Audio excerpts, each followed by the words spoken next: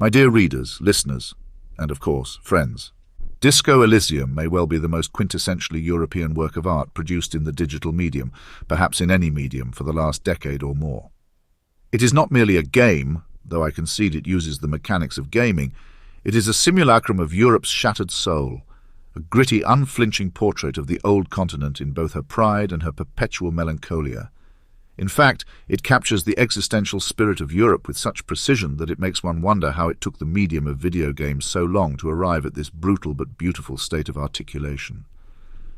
For Disco Elysium is a masterstroke of artistic achievement with a startling, almost Parisian melancholy that embraces not only the failures of an individual but the systematic, inescapable entropy of all things human. It seems that, after all, Europe continues to refine what she does best, telling the story of collapse with an almost addictive flair. The game begins with a scene that immediately draws one into the decaying world of Revachol, a place steeped in the faded echoes of revolutions, shattered ideals, and discarded utopias. As we follow the protagonist, an amnesiac detective wandering the wreckage of his own personal implosion, we are confronted with the collapsed grandeur of Europe's past.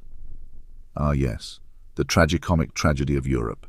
That place which once pretended to dominate the entire globe is now represented by the drunken, delusional stupor of a broken man on a pitiful quest to solve a small-town murder. His condition mirrors that of the continent, unable to remember the ideals of youth and striving, unable to forge a cohesive sense of purpose, haunted by the ghosts of a brighter, more ambitious past.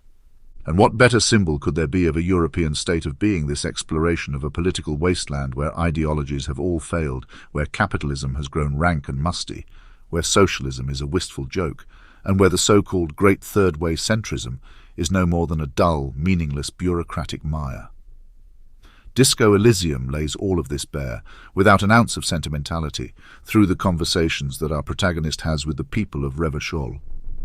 Everyone has a story to tell, and it is always a story of disillusionment.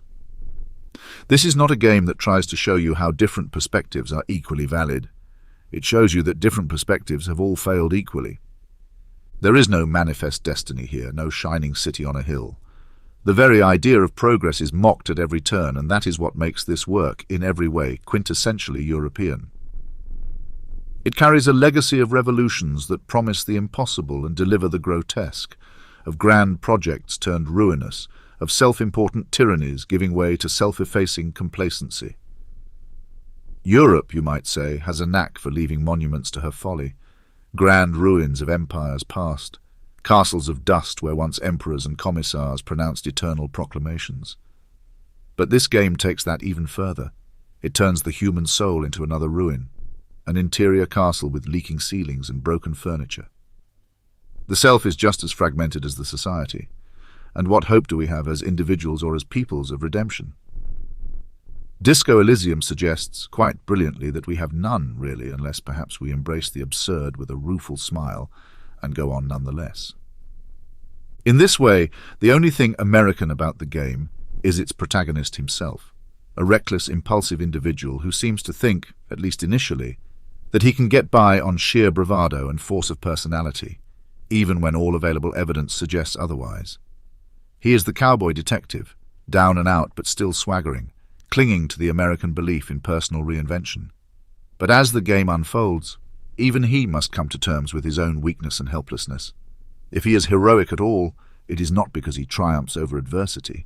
It is because he confronts, face first, the absolute inevitability of his own failure and continues to move forward regardless. The technological stagnation of the game world mirrors the philosophical stagnation of Europe itself. The telephone lines barely work, radios are relics of another age, and the great advances of science have all been squandered. There is no tech utopia here, no Silicon Valley dreaming, no algorithm to save the broken streets of Martinez. Disco Elysium captures a very European sense of decadence, not decadence as in luxury and indulgence, but decadence as in decay, as in the dissolution of structures that once held meaning. Philosophically, the game seems to argue that our greatest advancements, our ideologies, our technologies, our institutions, have failed to elevate us. They are simply different means to the same end: division, disappointment, despair. In this way, the atmosphere of Disco Elysium renders the idea of an AI supremacy over mankind as almost a darkly refreshing solution. Could it be that the only way to break humanity's sick spell, this inability to learn from history, this constant repetition of tragedy and farce, is to take the reins away from it altogether, to give power over to something not so easily blinded by tribal loyalties, emotional delusions, and pathological self-destruction? An artificial intelligence might well be, paradoxically, humanity's last best hope of redeeming itself. A cold, clinical machine might be able to analyze what we cannot. That the only thing more dangerous than unchecked optimism is the willful pessimism that follows when optimism is shattered and nothing comes to replace it. So let us return in conclusion to that quintessential European quality which Disco Elysium so deeply embodies, melancholy. It is not simply sadness, it is the emotion of a civilization that knows too much, that has felt too much, that carries within itself the accumulated debris of countless generations' dreams. It is a weary acceptance of reality as it is, tainted, incomplete, unfulfilled. There is something almost beautiful about this resigned acceptance, about the sense that our protagonist, in the end, is not a hero but just a man trying to make it through one more day, as Europe herself tries to make it through one more era, clinging to the wreckage of lost grandeur. Ladies and gentlemen, this game is Europe, a continent broken, sardonic, haunted, wise, and drunk at the bar at 4 a.m. Disco Elysium does not flinch from showing the sickness at the heart of things, nor does it pretend that the sickness is curable.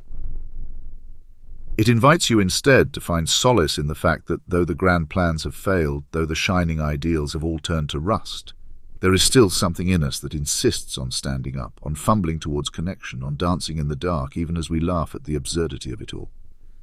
Perhaps in the end, this is the only true act of heroism we have left. To gaze at the ruins, shrug our shoulders, and step back into the fray, bruised but undefeated, knowing that all will fail, and yet determined to press on all the same. It is the most European sentiment of all, an almost cosmic shrug, an acknowledgement that if we are to fail, let it at least be with some panache.